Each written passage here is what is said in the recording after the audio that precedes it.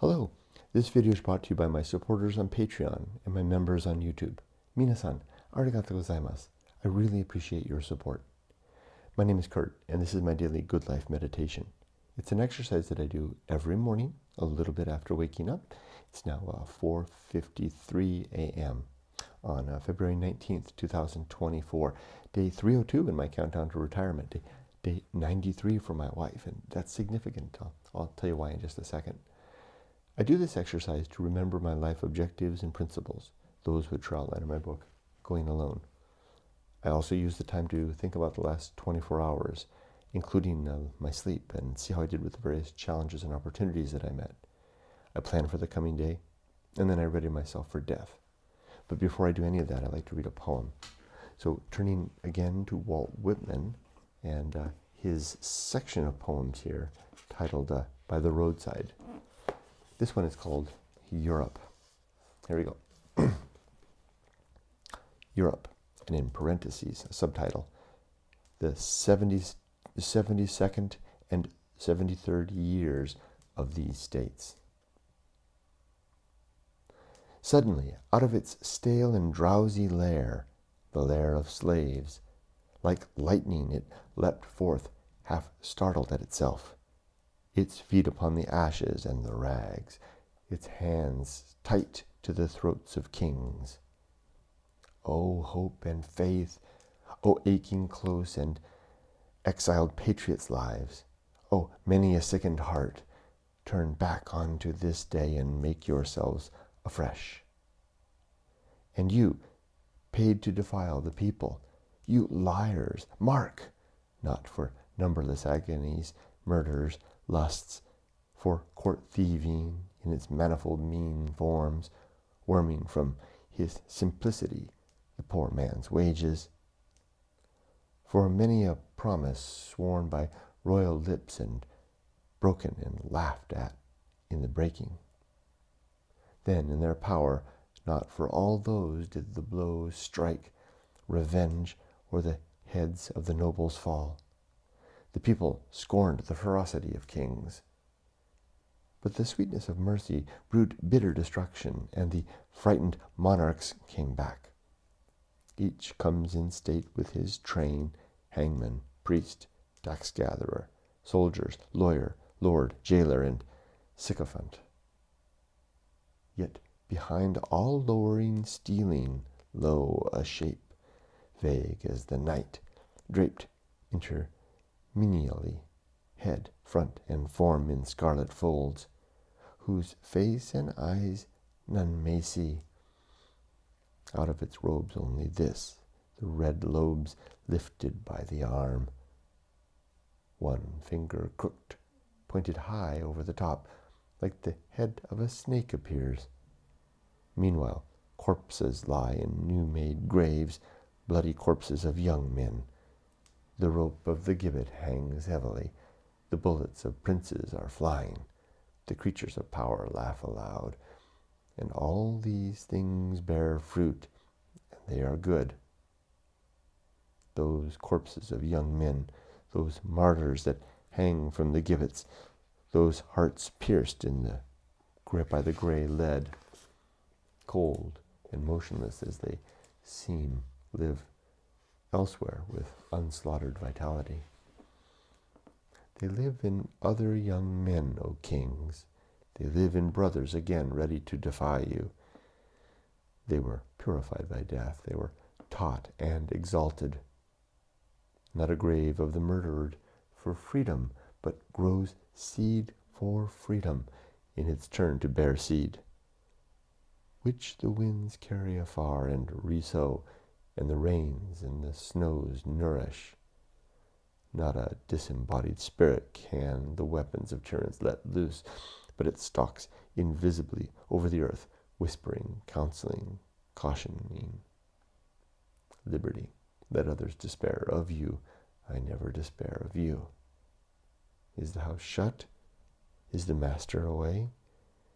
Nevertheless, be ready. Be not weary of watching. He will soon return. His messengers come anon.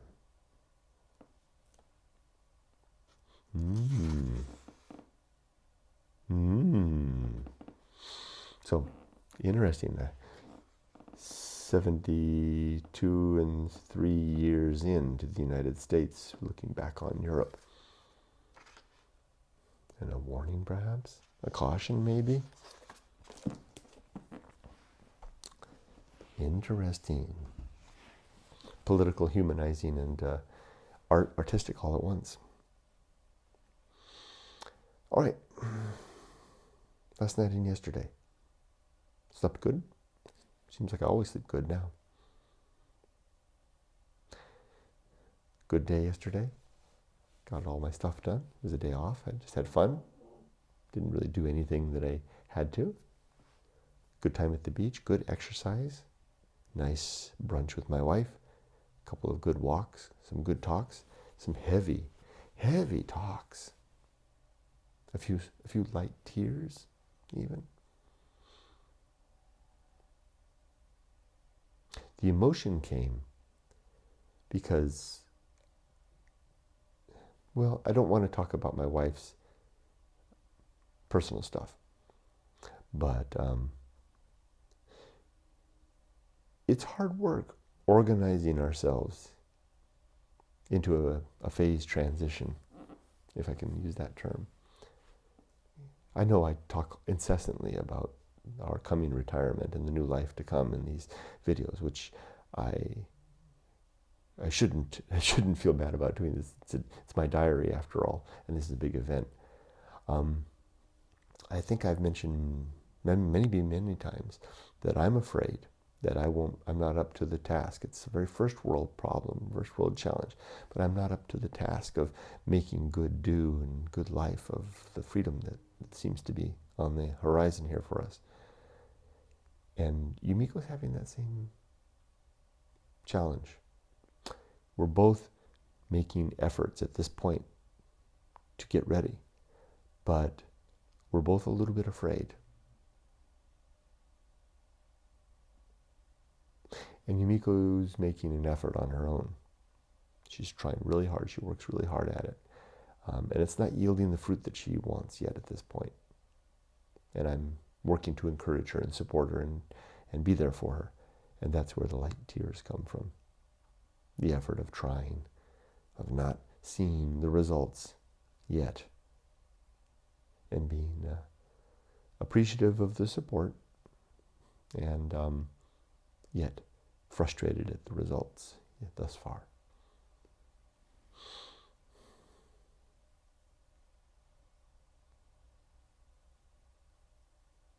Now, I'm going to draw a line right there.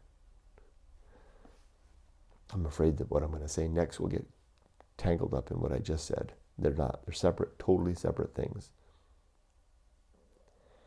So there was that.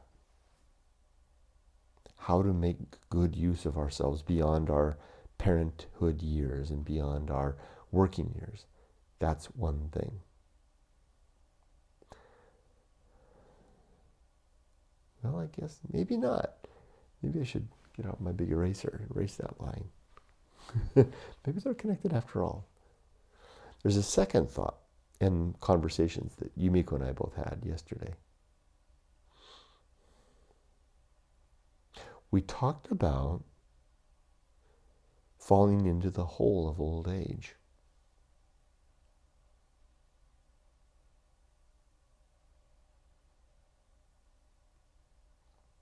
We recounted, each of us, our experience of, I'll just say it. I'm seeing my senpai, which is a Japanese word which means those who are before. Usually in school it would mean like the upperclassmen in class, or at work those who were hired before you.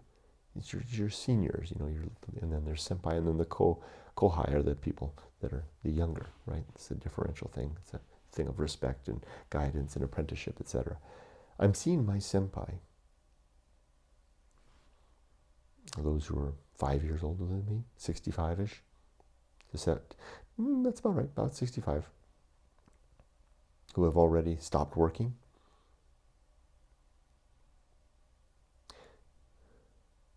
They're changed. And almost every one of them in a way that I would not consider the change I would want to have. There's really only one person, my senpai, and that has somehow weathered it. It's Juan. Hi Juan, if you see this. He's weathered it somehow. That's why he's my mentor. One of the many reasons. The rest seem to have fallen into the hole, or in the process of falling in. Yumiko and I had a really deep conversation about this yesterday. Yumiko and I don't have a lot of deep conversations. Yumiko and I have a lot of conspiratorial conversations where we're working together as a team to get through life together, to raise our daughter, to manage our household, to do things. We're like a partnership in that capacity. That's where most of our conversations, and those don't require a lot of deep emotion. They're more strategic and logistical in their nature. Although we do share a very deep alignment in our values. Maybe that's why we don't have to talk about them. But yesterday's conversation was about falling in the hole of post-retirement, the whole of post-retirement. And I opened the conversation by telling her how my senpai, almost to a man and a woman, appears to have fallen into the hole.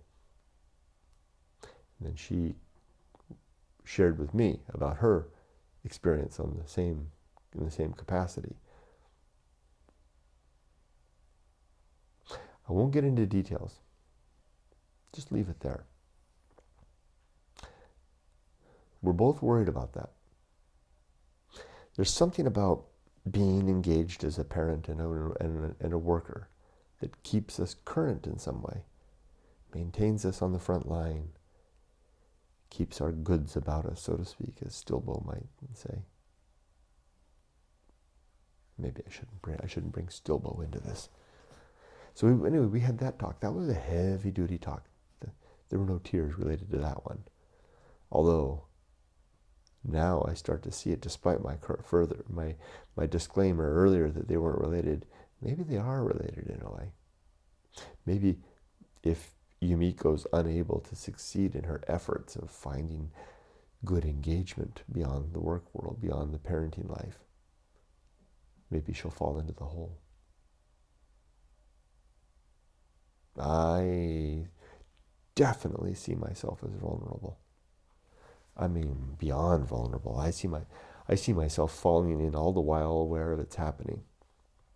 Yumiko told me, Kurt, you have to, because I told her, I said, maybe I'll just, because I have these ideas, I want to get back into my YouTube stuff, right? Softypapa. I want to bring Softypapa back in force. But the new Softypapa, hopefully improved Softypapa. And I told her yesterday, I said, maybe instead of that, maybe I'll just spend my old age and my freedom reading. She said in so many words, watch out, Kurt. The hole that you could fall in is there in plain sight. She's right. Less so if I endeavor to become Softypapa again.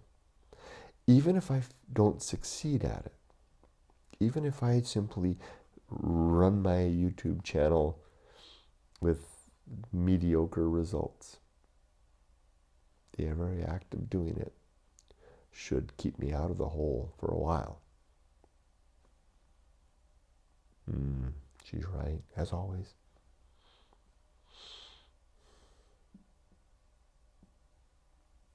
The other thing that happened yesterday was I visited Bob, my neighbor Bob, 2 doors down.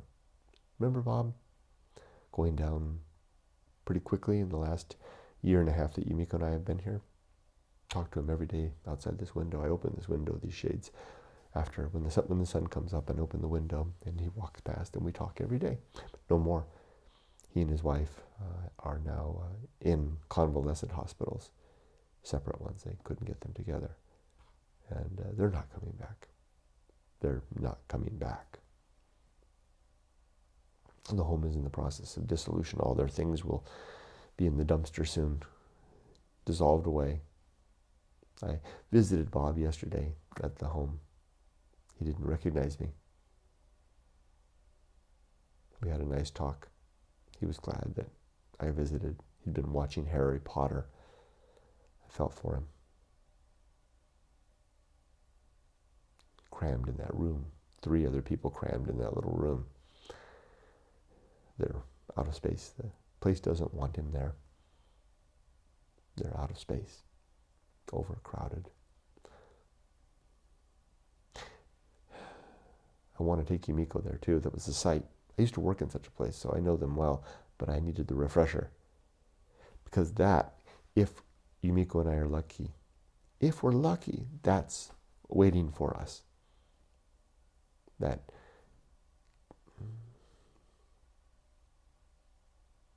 it's a, I can't think of a way to describe it that doesn't sound awful. But it really is a place for a holding pattern towards death. What optimism. Well, I mean, I think the philosopher might be able to, or the religious, or I could use another word, but I'll leave that one alone. I wasn't despairing religion. I was going in another direction. I'll just say it. Those who don't think about that stuff, it's not a thing, right? They're just getting by. I don't know how to describe that, but the philosopher, the religious, and those who are just living might be fine.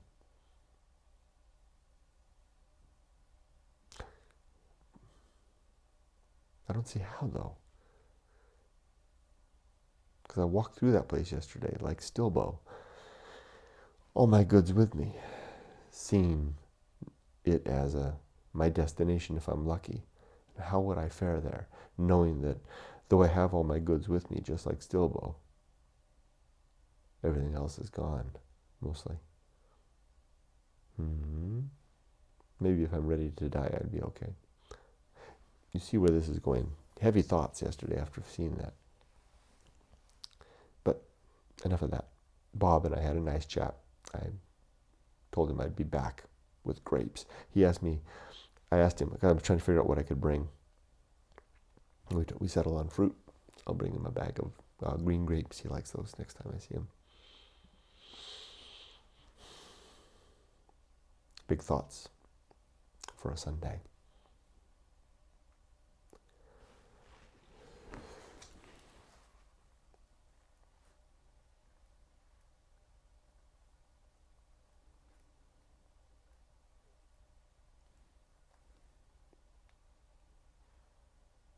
All right, the good life.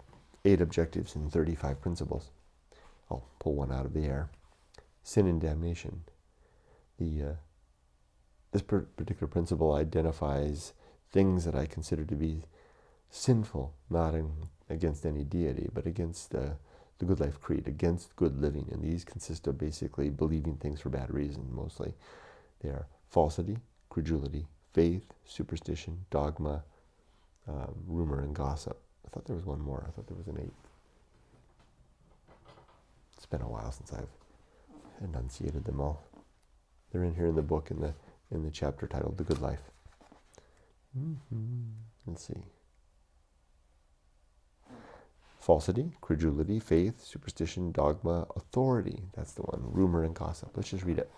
Sin and damnation. Sub-principles. Again, falsity, credulity, faith, superstition, dogma, authority, rumor, and gossip. It is a sin to invest our expectations with hope, which may be corrupted or foiled by fortune. It is also a sin to believe things without good reason, to acquiesce for the sake of comfort or security or peace, or to simply avoid the discomfort of not knowing. The penalty for this sin is damnation in the here and now, which is the only time we really ever have. Damned for our unreasoned want, damned for our unreasoned belief, damned for our thoughtless, careless communication. It's a recommendation to be very careful with what we believe and what we say. Damnation otherwise awaits. Now, for today, it's a holiday off. I'm just going to do my usual routine stuff, and I plan to get to the beach and do a heck of a lot of reading today. I'm going to enjoy that, and calisthenics, all the etc. stuff. Yumiko's going to work on her project. Today, I mentioned that today was a special day at the beginning for Yumiko, and I'll tell you why. It's a holiday. I think it's President's Day. It's Yumiko's last holiday as a working woman, assuming she doesn't decide to work again, which is significant, right? No more holidays to look forward to. Every day a holiday? I don't know.